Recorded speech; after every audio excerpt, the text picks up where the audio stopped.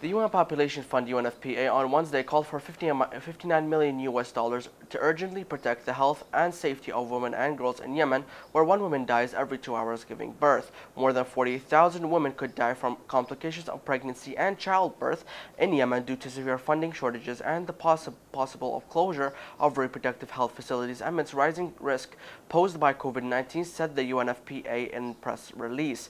To save lives, the UNFPA is calling for urgent funding of $59 million to provide life-saving reproductive health care and women's protection services until the end of 2020. An additional $24 million in need for the COVID-19 response to protect health workers, women, and health access and reproductive health services in the conflict-affected country, it said. As is trending now, nearly half of all health facilities in Yemen are not functioning or only partially functioning.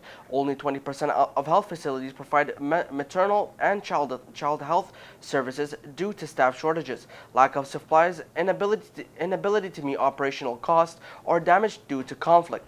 Equipment and medical supplies are inadequate or obsolete, while health workers have not been paid or have only been irregularly paid in more than 2 years, said the UNFPA.